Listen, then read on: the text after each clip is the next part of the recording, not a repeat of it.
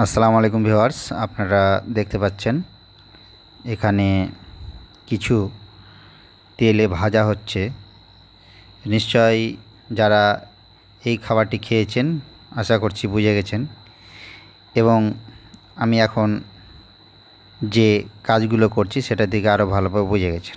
অর্থাৎ আজকে এই ভিডিওটি হচ্ছে তালের বড়া সম্পর্কিত ভিডিও। গ্রাম বাংলার একটা জনপ্রিয় খাবার হচ্ছে তালের বড়া।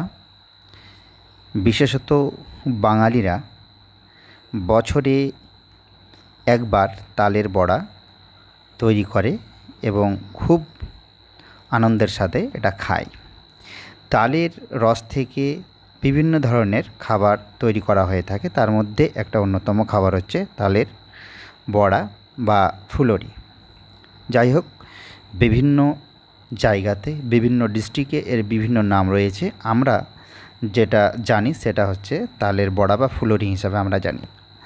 এখন আপনারা দেখতে পাচ্ছেন আমি বাজার থেকে কয়েকটি তাল নিয়ে এসে তাল থেকে তালের বীজগুলোকে বের করেছি এবং তালের মধ্যে যে শাঁসগুলো রয়েছে সেগুলোকে জল দিয়ে যে প্রাথমিক কাজ সেটা নরম করে নিচ্ছি ভালোভাবে।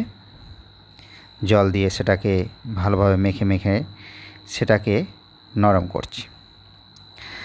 নিশ্চয়ই এই খাবারটি একটা খুবই সুস্বাদু খাবার এবং আপনারা নিশ্চয়ই খেয়েছেন, এবং আমরা এটা ছোটোতে খেয়েছি এবং এটার সাথে আমরা খুবই পরিচিত। তো যাই হোক, এবারে দেখছেন আমি তালের বীজ থেকে তালের যে শাঁস রসটা রয়েছে সেটা বের করার জন্য এবার আমি আমার সেই প্রচেষ্টা শুরু করেছি। যাই হোক, আপনারা কোথায় মানে আপনারা কোন জায়গা থেকে ভিডিওটি দেখছেন কমেন্ট করবেন, এবং কিভাবে আপনারা আপনাদের দিকে তালের রস থেকে অর্থাৎ তালের যে শাঁস সেখান থেকে কী খাবার করেন সেটা কমেন্ট করুন, বা কিভাবে আপনারা ফুলুরি করেন সেটা কমেন্ট করুন। আমার এই প্রসেস যে আমি যেভাবে বের করছি তালের যে শাঁসটা সেটা আপনাদের কেমন লাগছে সেটা বলতে পারেন। যাই হোক, এটা কিন্তু আমি অন্য একটা আমার যে ডিস্ট্রিক্ট সেটা হচ্ছে মালদা। এখানে কিন্তু আমার এই প্রসেসটা নাই। আমাদের দিকে এদিকে ডালিতে এই রসটা ডালিতে ঘষে ঘষে তালের রসটা বের করানো হয়। এটা কিন্তু আমি যেখানে আগে বীরভূম ডিস্ট্রিক্টে থাকতাম সেখান থেকে এটা কিন্তু আমি এই যে যন্ত্র এটা নিয়ে এসেছি এবং এখান থেকে এভাবে আমি রসগুলো বের করছি। এই যে দেখুন, রসটা বের করে তালের যে শাঁসটা বের হলো, এতটুকু শাঁস বের হলো। এবার আমি এই শাঁসটাকে পিওর একটা কাপড় দিয়ে, সুতির কাপড় দিয়ে বা নেট দিয়ে এটাকে ছেঁকে নেওয়ার পরে, অর্থাৎ তালের মধ্যে যে তালের যে থাকে আপনার সরু সরু যে সুতোগুলো থাকে সেগুলোকে আলাদা করার জন্য এটাকে পরিষ্কার নেট দিয়ে এটাকে ছেঁকে নিতে হয়। এই যে দেখুন, এটা আসলো। এবার তালের সেই রসের সাথে বিভিন্ন ধরনের যে আটা, চালের, ময়দা, গম, বিভিন্ন আটা মিক্স করতে হবে। পরিমাণ মতো আটা দিতে হবে। যে যেরকম আমরা খাই সে সেরকম করে, কেউ গমের আটা দেয়, কেউ চালের আটা দেয়, কেউ ময়দা দেয়। আমি কিন্তু আজকে গম, চাল, ময়দা সবই দিয়েছি এবং পরিমাণটা ময়দাটা একটু বেশি আছে, চাল এবং ময়দার সমান আছে, গম অল্প আছে। যাই হোক, এখন সমস্ত যে উপকরণগুলো আছে এগুলোকে ভালোভাবে মেখে নিতে হবে, মিক্স করে নিতে হবে।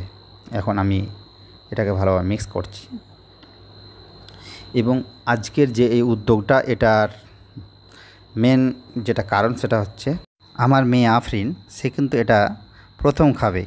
এর আগে কিন্তু এটা ও খায়নি বা জানে না যে তালের রস থেকে কিভাবে বিভিন্ন ধরনের খাবার তৈরি করা হয় এবং খাওয়া হয়। যেহেতু আমরা দীর্ঘ 10 বছর বাইরে ছিলাম, তাই গ্রামীণ যে খাবারগুলো সেগুলো কিন্তু আমরা খাইনি বা ওই রকম উদ্যোগ নিয়ে তৈরি করা হয়নি। আমি 10 বছর বাইরে ছিলাম কর্মসূত্রে। যাই হোক, এখন গ্রামে আছি, তাই বিভিন্ন উৎসবে বা সিজনে যে খাবারগুলো গ্রামীণ যে খাবারগুলো গ্রাম বাংলার সেই খাবারগুলো তৈরি করার একটা কিন্তু সময় এবং একটা সুযোগ আছে। যাই হোক, বাজারে বিভিন্ন সিজনে বিভিন্ন ফল আজ থাকে, সেটা দেখা যায়। এই যে দেখছেন, সেও কিন্তু আফরিনও কিন্তু ও আজকে বলছে যে আমি তালের যে রস আছে ওখান সেটা দিয়ে আমি একটা আমার মনের মতো একটা কিছু করব। যাই হোক, সে দেখা যাক কী করে। আপনারা দেখুন আমার এই তালের যে আটা এবং তালের যে শাঁস সেটা মাখানো কেমন হচ্ছে, আপনারা কিন্তু কমেন্ট করবেন, অবশ্যই কমেন্ট করবেন। আমি চেষ্টা করি বিভিন্ন যে কাজগুলো রয়েছে আমার মতো করার করে, আমার নিজস্ব যে একটা ধারণা বা আইডিয়া রয়েছে সেভাবেই আমি করার চেষ্টা করি। শেষে দেখা যায় মোটামুটি ভালোই হয়। যাই হোক, এখন আমি আটাগুলোকে ভালোভাবে তালের যে শাঁস রয়েছে তার সাথে মাখিয়ে নিলাম। এখন দেখুন সেটাকে আমি এগুলোকে ছোট ছোট করে আমি তেলে ছেড়ে দিচ্ছি। আপনারা যদি এভাবে তালের বড়া খেয়ে থাকেন কোনো সময় বা নিজেরা তৈরি করে থাকেন, সেটা কমেন্ট করুন।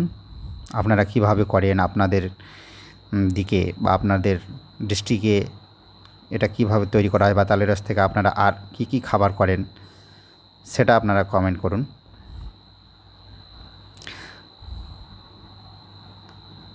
যাই হোক, তাদের যে আগ্রহ, আমার ছেলে এবং মেয়ের, তাদের আগ্রহ থেকেই এটা কিন্তু উদ্যোগ নেওয়া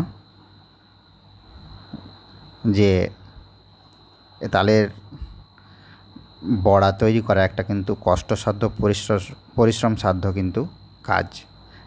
এটার জন্য অনেক রকম কিন্তু বিভিন্ন স্টেপ আছে, বিভিন্ন কাজগুলো, এটা কিন্তু রেডিমেড বা অত সহজ কাজ নয়। এবার দেখুন তালের ফুলুরিগুলো কেমন হচ্ছে। এই যে দেখুন, উল্টে দেওয়ার পরে এরকম হয়েছে কালার।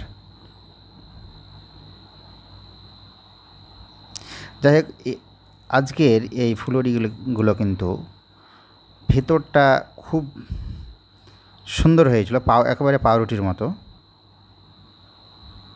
ভেতরটা একেবারে পাউরুটির মতো। এবং কম্বিনেশন যে আটা এবং যে অন্যান্য যে উপাদানগুলো দিয়েছে সেগুলোর প্রত্যেকটির কম্বিনেশন খুব সুন্দর হয়েছে। এই যে আফরিন রুটি করেছে, ও কিন্তু তালের রুটি করেছে এবং ও কিন্তু এই রুটিগুলোকে শেষে কিন্তু ভাজবে।